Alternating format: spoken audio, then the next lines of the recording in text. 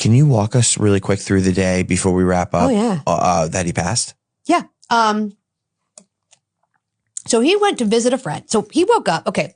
In 2019, I asked for a divorce because I was like, this is just insanity. I'm done. I can't. And then COVID hit.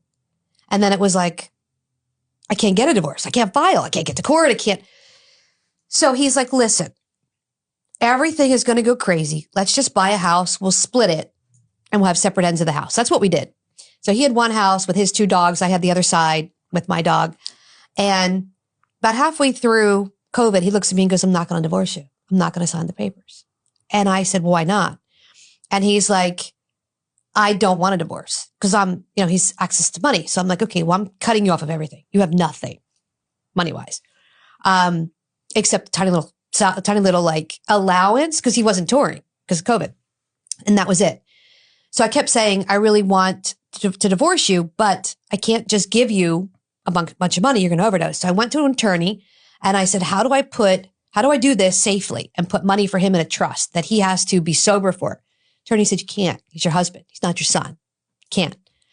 So I said, if I divorce him and he signs the papers, he's got to get a chunk of money. He'll be dead in 30 days. That chunk of money. So I didn't know what to do. I was like, I don't know what to do. And it's COVID.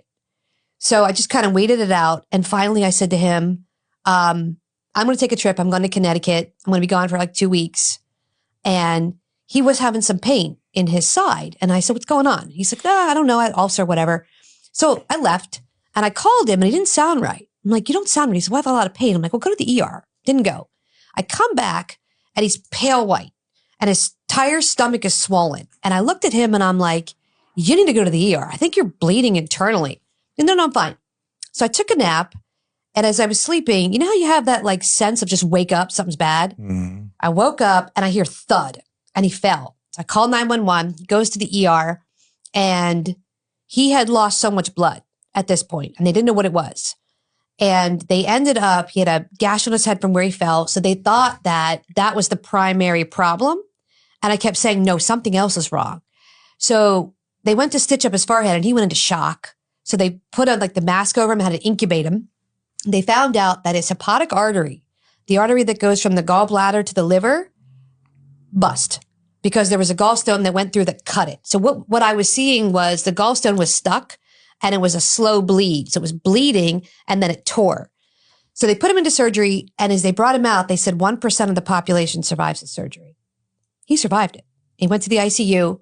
He's in the ICU and they gave him liquid Dilaudid. And he's like, I got to get out of here. Why? And he's like, I'm in detox. You're in detox and they're giving you liquid Dilaudid? Like, how